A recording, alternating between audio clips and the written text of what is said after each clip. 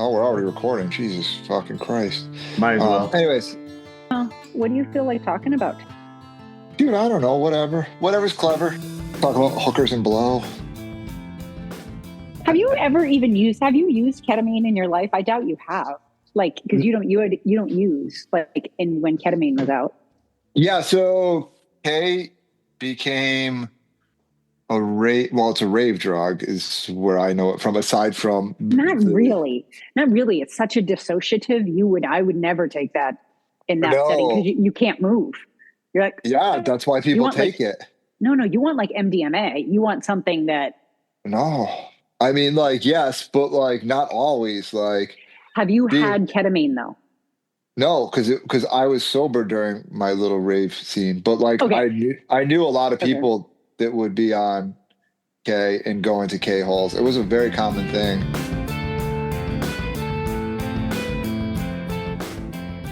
Hey Megan, how's it going?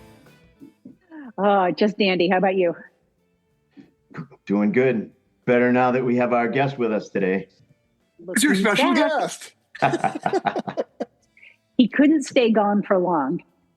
We have one of our coaches and dear friends, Sean Meehan, with us today. How you doing, Sean? What's going on? I'm good. How are you guys doing? Well, the podcast is going well so far. Definitely miss you in the entertainment, but we had to have you back on. So, what do you got? You got 2 in the can so far? 3 in the can? We have 2 minis, and before you, we talked to Sam. Ooh. And now you. So you will be number 4.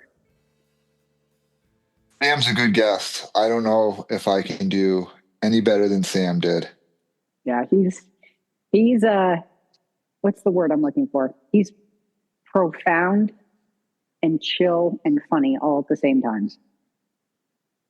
And he's quite handsome. Oh, yeah.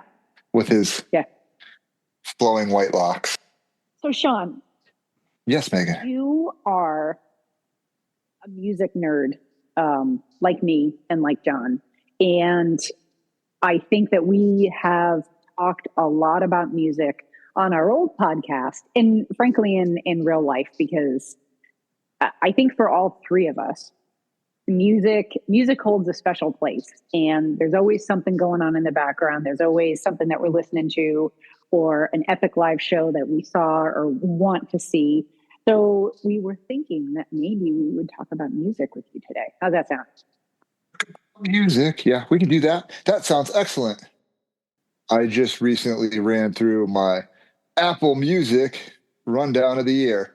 Now, I listen to a ton of shows, live recordings on Nugs. I don't know if you're familiar with it. John, you're not familiar with the jam band scene, right? So like... I am, yes. Actually. Are you really? I am, yep.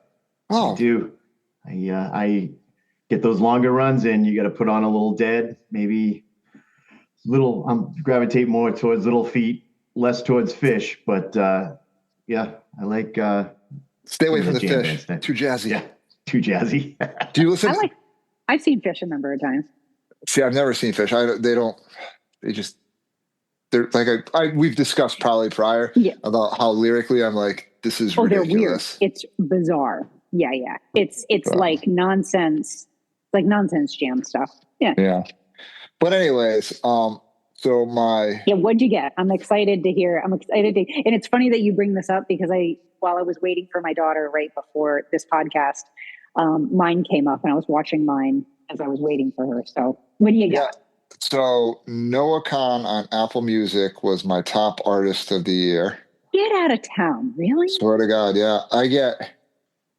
He's so depressing.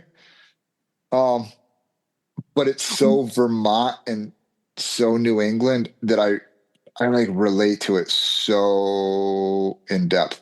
That's like 4 so's in a row, so you know it's legit. Yeah, his stuff, it's just, I don't know, like folk wise, it hits New England. And I listen to it a lot, especially on shoulder seasons. It's very shoulder season-y.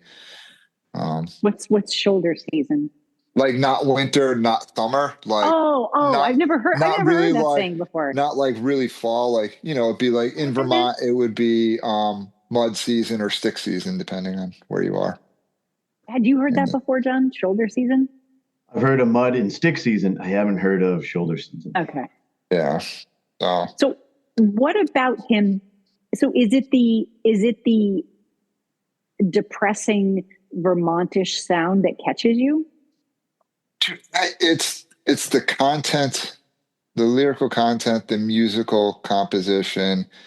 There's nothing super complex about Noah Khan's um, instrumental or anything like that. It's just if you grew up in New England, you're like, oh, I know that feeling. I know what that's like. I know that time. Like, I know how that feels. There's like lyrics in it. It's um,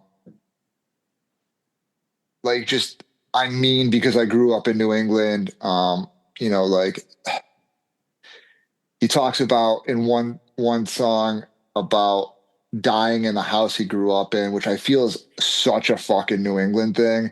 That like you end up in the house your parents like grew up in, and like that's just where you're gonna die now. Like um the stick season about how it's just biding time until that next season comes around. Just being in small towns and the connection that exists in small towns and not being surrounded in a big city. It's all just um, very relatable to me. And he's a Vermont native and he Have writes you seen about him Vermont. live? I have not. There's he did release a live album live at Fenway. Um, and it's really weird because there's a new, I mean, maybe it's not new, but when entire crowds and you're in a big stadium like that know all the lyrics to the song, you hear the crowd almost more than you hear the artist. And in this live album, it is very apparent like that. Zach Bryan's second live album, it's very similar to that, which is kind of distracting. The but I was so we'll back up. I saw Zach Bryan last summer at Gillette, and Noah Khan was playing, I think, in New York at like about the same time, and he had a day off. And I was convinced that he was going to be at Zach Bryan's show. Now, I think Zach Bryan was supposed to go down because he was in the area at the same time and not playing and perform at Noah Khan's show.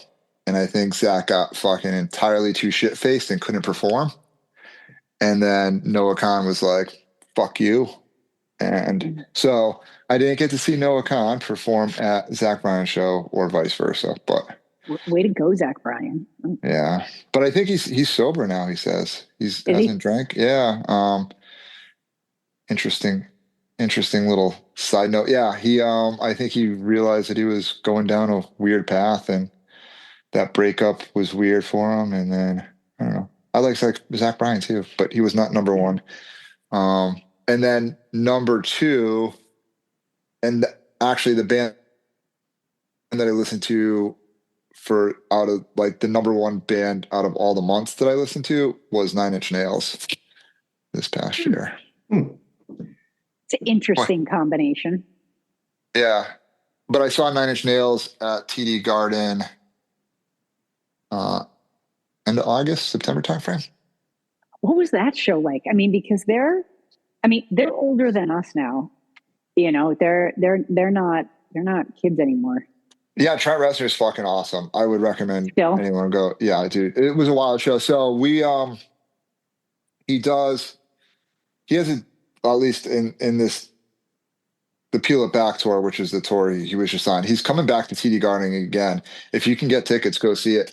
He a DJ's like out in the back of the TD Garden, the back of the floor for the first part. That's kind of like the opening where people are coming in, and it's just this DJ playing not like house music, the intro is everyone's like filing in, like this DJ's like bumping weird, dark, house-ish music, but not really, with like Nine Inch Nails cuts in there. Anyways, and it's the DJ's name is Boys Noise.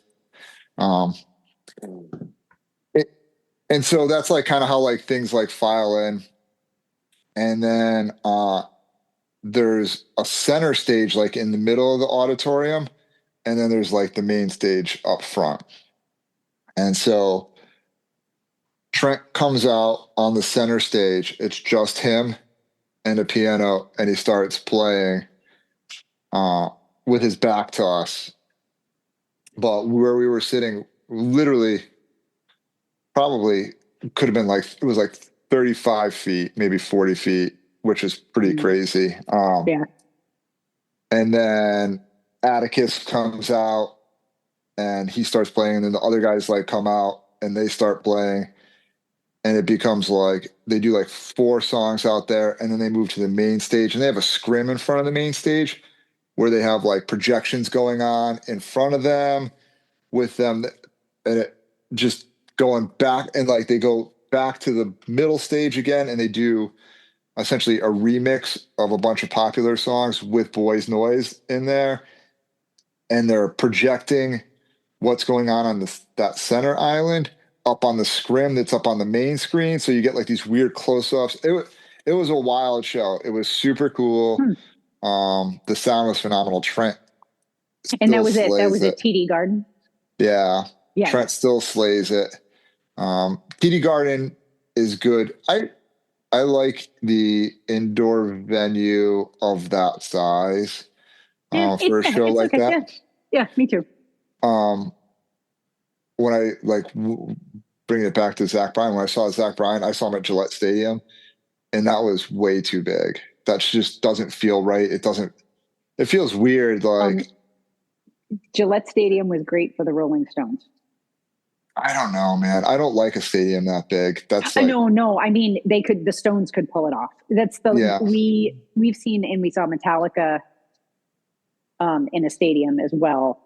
They pulled it off, but I don't like those shows. And I was like, I think I did 2 stadium shows in a summer, and I was like, I'm done. Just the parking, it taking like 8 hours to get out. Yeah, it was good show, but less than ideal. But I saw.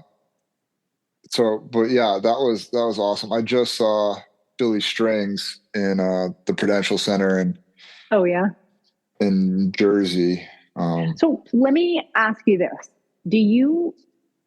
this happens to me, and actually, question for both of you: do you hear a song that can like immediately, or a version of a song that can immediately bring you back to where you were, whether it was like a year ago or 20 years ago, or whether you were like a kid?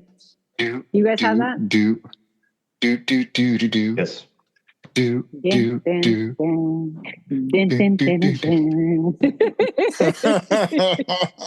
John's like, what the fuck? If you ever want to see like, oh my God, is Meghan dead? Just do that. And if you go, din, din, din, I'll go, din, din, din, din. You'll know I'm alive. No, I'll write that down. Yeah, because Meghan's dead. Yeah, but do you have that?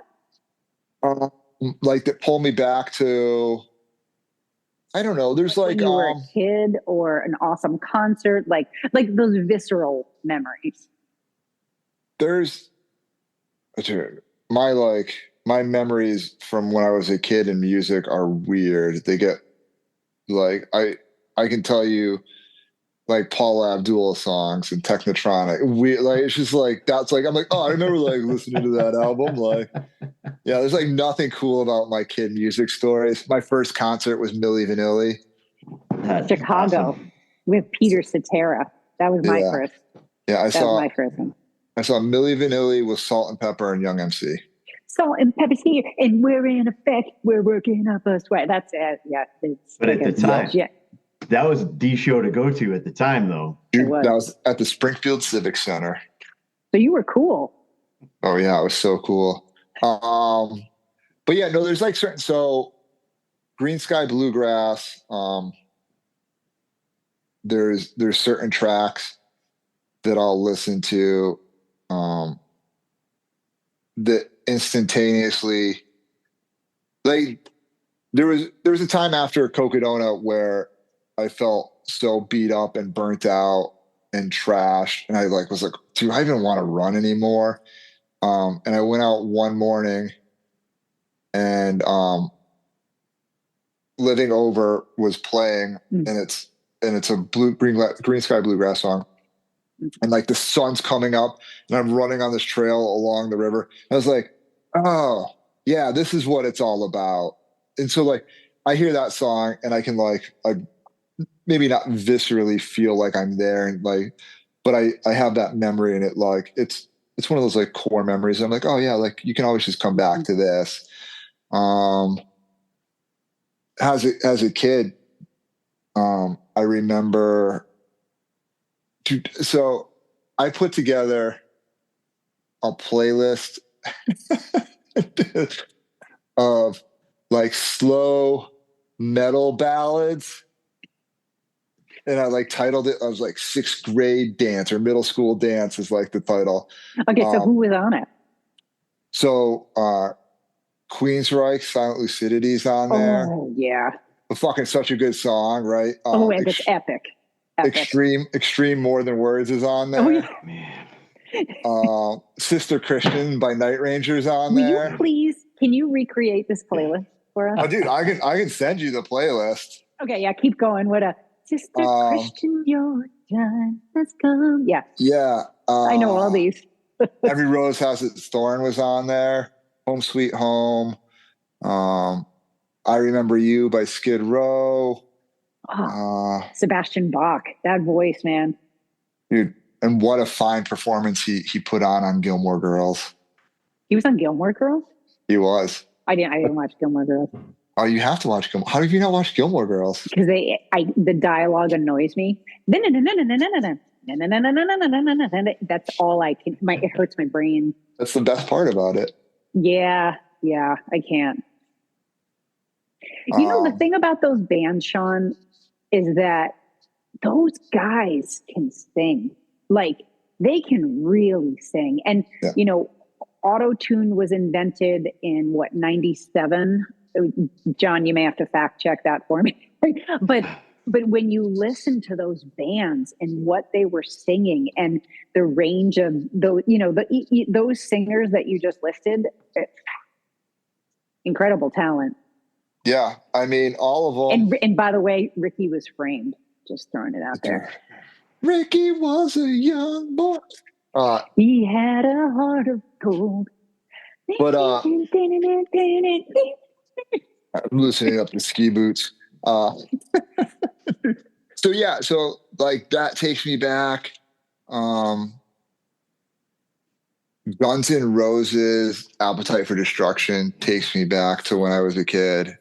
My buddy had that, and I remember you're like, yeah, such misogyny in its 80s finest. But he could sing. God, could he sing? Yeah, can't anymore though. No, so sad. He needs to stop. Yeah, it's not good. And he's still better than Vince Neil. Vince Neil was. Dude, absolutely, yeah. We went to. Go ahead, Sean. I was gonna say we went to see him in Charlotte at another stadium show. Motley Crue, right? Yeah, Motley Crue. Yep, it was Motley Crue, Poison, Def Leppard, and Joan Jett. Joan Jett opened, but she still crushes it. She's epic. Yeah. Keith Morris is, speaking of like old. I saw the Circle Jerks play with the Gorilla Biscuits last year. Keith Morris has to be like 69 years old. Keith Morris is one of the original founding members of Black Flag. Bands before that then went on to like leave Black Flag, start the Circle Jerks. And they've been around, punk band, since the 70s. And fuck, dude, if he can't still sing too, wild. Phenomenal vocals. Just the guy can fucking yell. I mean, for that age, I hope to be that frickin' fit and tough. do you have a worst concert that you've ever seen? Worst concert I've ever seen. I certainly do. I'm trying to think of it. What the fucking worst concert I've ever seen was. I know how you like to wing it on podcasts, so I didn't prepare you with these questions in advance. Yeah, like it's wild because I legitimately in my head I'm like I know that there was a concert that I walked out of, and most concerts I've walked out of I was like that was awesome. I've never like very rarely have I ever walked out and been like worst show ever. I can say that. So I saw Rob Zombie and Alice Cooper a couple of years ago. Rob Zombie's awful in concert. Oh my God, he was epic when I saw him. Really? I've seen him like a dozen times. So fucking bad. And was he ever, John, was he ever bad for one of your shows? He got pissy on stage, not like Axl Rose pissy, but he got grumpy. But I don't remember him being bad. Yeah, Alice Cooper wasn't good when I saw him with Alice Cooper. And this is back like 15, almost 20 years ago. What is it? Because Alice Cooper crushed it compared to Rob Zombie. I don't know if he was sick or what, but he just didn't sound great. Yeah. You know who I saw that had a temper tantrum and we left because it was so bad. And it was Ray LaMontagne. Brandy Carlisle opened for him, and then Ray LaMontagne was the lead, and he was just, I mean, if you guys know his music, he's kind of up there with Noah Kahn, he's a little bit on the chill side, right? And he was just having like fits and anger and like going off, and we were there with another couple, and we all kind of looked at each other, and I think about halfway through his set, we're like, "You guys want to go get something to eat?" And we all just left, I think. But yeah, it was not good. Yeah, honestly, the worst concert I probably ever went to. Dude, I know there's one in there that I was like, this sucked. What the fuck? But in my head right now, I'm thinking about, I saw Dead and Company at the SPAC, their final tour, which sucks because it's the last time I saw Dead and Company because I haven't been to this year. No, they were fine, but the SPAC sucks.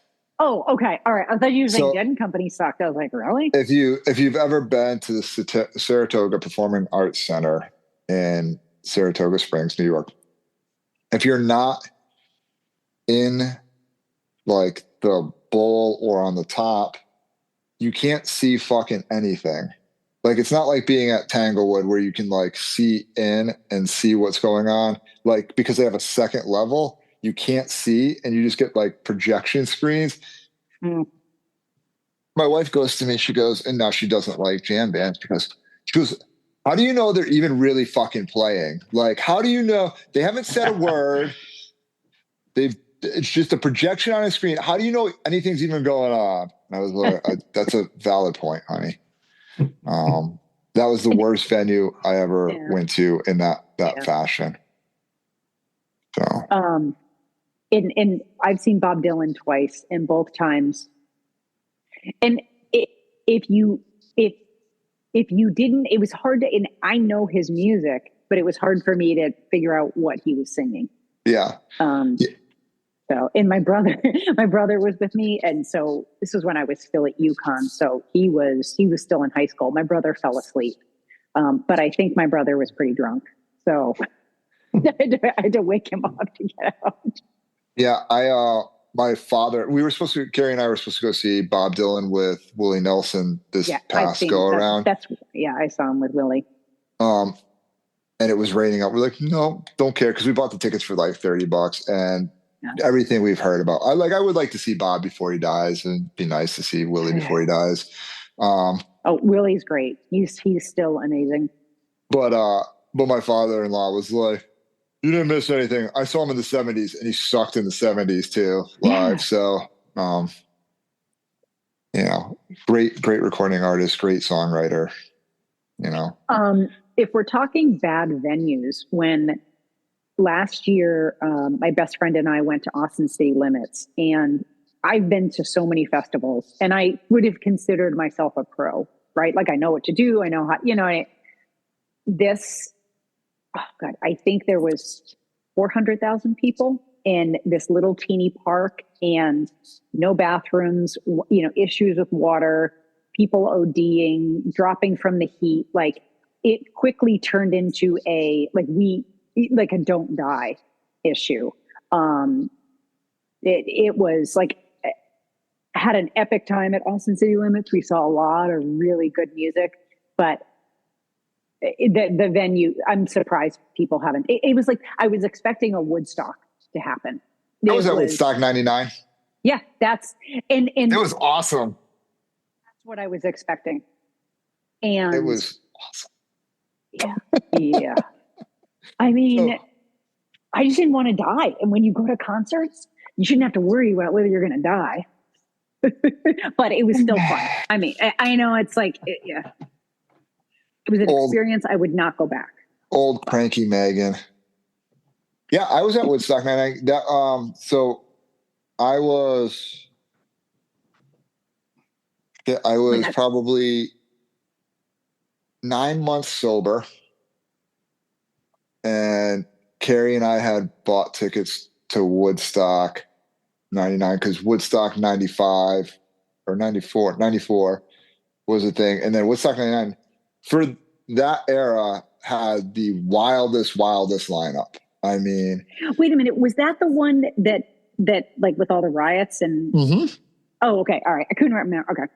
It was. So who did you see? Cause there were a lot of great bands. I saw, I mean, I don't know if people consider them great now, but I listen to all those bands because I'm a middle-aged white dude from that era. That you are.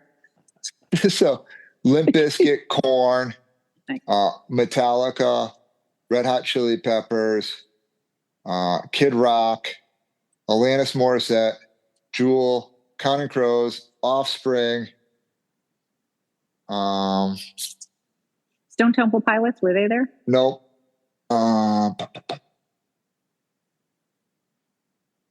Rage Against the Machine?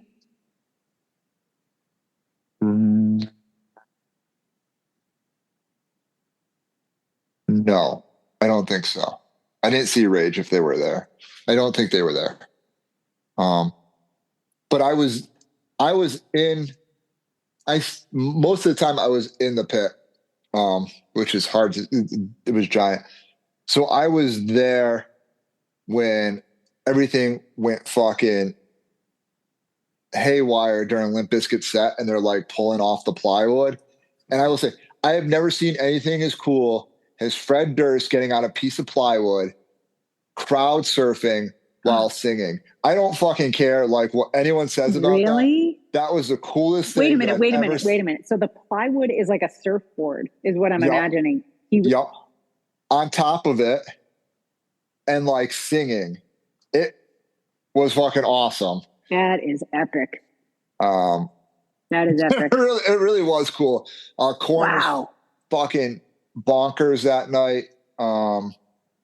Kid Rock. Did anybody get hurt? Because there were people that got like really hurt at that concert, right? So there was 7 or 9 reported sexual. Oh, DMX was there. Reported sexual assault. And well, I'm glad you were not sexually assaulted. Let's just say that. Now, this is what I'm going to say about that. That there were so many people at that venue of the age range of like 17 to fucking 25. Like there's going to be some fucking chaos involved in that, right? Like I'm not justifying anything. I'm like, but like when they make it out to sound like it was like the most fucked up thing ever, it's like, after having witnessed Austin City Limits, and I for the first time I witnessed child sex trafficking. Like it was, when I say like shit like that goes on, and it's one of those things that didn't click in my head until afterwards. Like you don't know what's going on until like later, and you're like, wait a minute, with like but there's just so much fucked up shit going on at times. Yeah. And when you have that many people there, you know, you could have my husband as security, but then again, he just wants Joan Jett to spit on him, you know, so.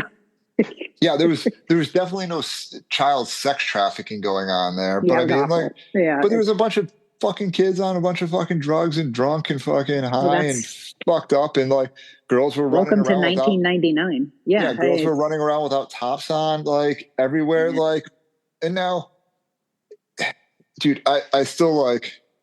There was like times where like bands would come out and they'd be like, "Yo, look out for one another," and there was a lot of that, and that doesn't get portrayed in a lot of the media coverage of that event. Of course not. Yeah. And there's a lot of rage baiting in it. Like there was one interview that I saw that, dude, one of the MTV VJs was like, and then DMX came out and they knew he was going to say, "Where my blah, blah, blah at?" And they were just waiting to sing it along with them because they're all white guys just waiting to be like racist. And I was like, that's a really weird take on that. Like I was there and I don't feel that was like the vibe. Like, I don't know what, like if you wanted to get into like the fact of like the misogyny and like girls running around like topless and like guys, like the girls were crowd surfing and guys were probably groping them. 100% accurate. Like that's not even like, that's not an exaggeration because you could see that. And like there were bands that would like call it out and be like, "Look, what the fuck are you doing?" And then you want to talk about corporate greed at the event, like 100%. The fact that you couldn't bring water in, and that's what I'm saying about Austin city limits. Like it was literally 110 degrees, dry as fuck, no bathrooms, you know, all sorts of, you know. And that's what it was, is it's greed. You can't bring drinks in. You can't bring food in. You can't, you know, when you start to do that, it does get kind of dangerous. Yeah. And then, I mean, we're locked in that area for, you know, 3 days in those situations. And like, they started running out of food and started like all that stuff happens and people like lost it. And so we left right before we left as the Red Hot Chili Peppers were going on stage, which were the last band to close it out. So I saw like 1 or 2 songs and then we were out the gates trying to get a beat on the 300, 400, 500 million other people that had to leave also. And we were like, as we're driving out, you can see like the bonfires going. And it was like, oh, it's probably a good idea we left. But yeah, that got me kicked out of my halfway house that I was living going into that.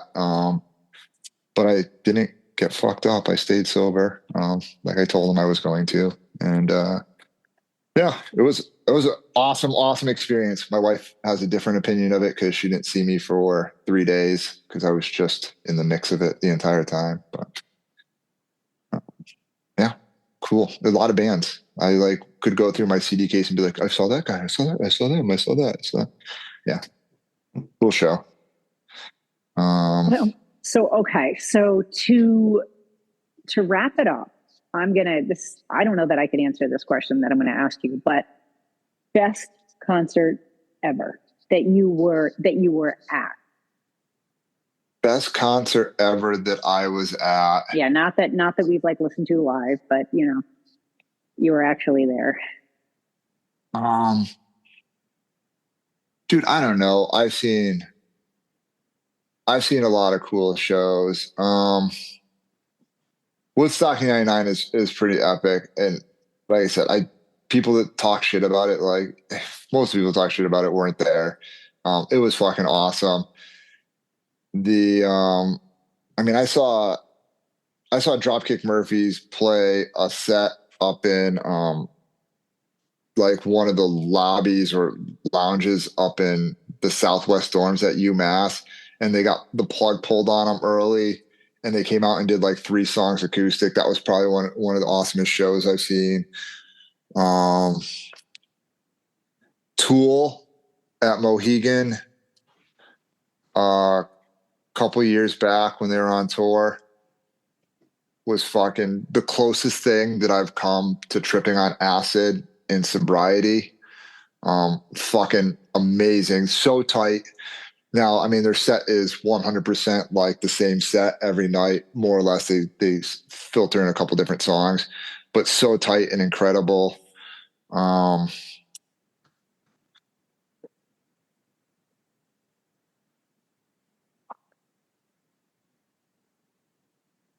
Last time I saw Rancid play at House of Blues, they put on a phenomenal set. It was like the 20th anniversary of Out Comes the Wolves, or 25th anniversary.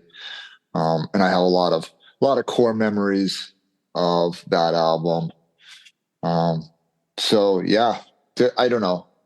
Woodstock would, in a weird way, probably be my like greatest concert. I don't know if it's like the best concert, but it was epic. It's probably the most epic concert I've ever been to. It sounds like the best experience, like good, bad. You know what I mean? Like, even though there's some messed up things, it's still like, I think MTV wanted to get some ratings. I remember watching that on TV. I was in Austin at the time. And I think MTV just wanted to play it up and get some attention. I mean, there was bad shit that happened. I'm not saying it didn't happen, but you know when the media gets involved. Yeah, it was, like I said, it was wild. I wouldn't trade it for anything. That was an experience. You have any concert tickets now? Anybody that you're going to see in the near future? I am going to see. I do. I have two. Fuck. What two shows do I have to go see? I'm going to see the Descendants and Frank Turner on, I don't know, at some point at the Oakdale, I think, and then I have tickets to go see. Who the fuck else did we get to go see? Oh, Drain. I want to see Drain at the Palladium in Worcester. If you don't know who, so do you guys know who any of those bands are? I don't know who Drain is. Mm-mm. Drain's a thrash hardcore band from California. They're one of like the new punk bands that are around, new hardcore bands like Turnstile, Speed, Drain. I'm sure you know who Turnstile is. They're in fucking Taco Bell commercials. Turnstile, I know. Yeah. You know, so Me? No. Yeah. They're in that vein. They're the new young punks on the scene. It's cool. It's cool that there's like a hardcore punk scene that still exists. It's interesting that there's a whole lot of it. The old hardcore punk bands are still around. These new bands are coming in. Like ska bands are starting to get back together and do shows. Like I have seen that. Yeah. I just saw the Amazing Royal Crowns play at the Met in Rhode Island. They did a whatever it is, freaking Pound Payback or whatever it is. So they brought out a bunch of Rhode Island bands that hadn't been around in a long time. One of them is like Neutral Nation that I'd never heard. They were an 80s punk band. They like opened for the Ramones and fucking like all their big bands. I'd have to like go back and like look at who they opened for. But these guys are like 60 years old now and don't look like punk rockers, and they fucking killed it. They were so good. It blew me away. Like they came out on stage and I'm like, what the fuck? And they fucking crushed it for a band that like, yeah, they were cool. So yeah, there's like cool stuff going on, man. Yeah. All over the place, right? So like hardcore punk shows, fucking Billy Strings, Noah Khan, whatever. Just throw it on. It is in Paula Abdul. Paula Abdul, that's what I grew up on. And my middle school dance songs, my soft metal ballads. Please tell me you had Beth on there by Kiss, because you can't have like an 80s ballad without Beth. Dude, I hate that song. I don't like a lot of Kiss, so no, Beth wasn't on there. It was actually a purposeful omission. Yeah. Screw you, Beth. All right. So, yeah. Oh, Sean, thank you for going down the music rabbit hole with us. Always good to have you back. We'll invite you back, of course, and hopefully it would be nice if we could all catch a show together at some point. I would like that. Not Genesis. Not Genesis. No. Genesis. Sorry, Sam. Sorry, Sam. Yeah. Literally Sorry, anything buddy. else. Sorry, not sorry, Sam.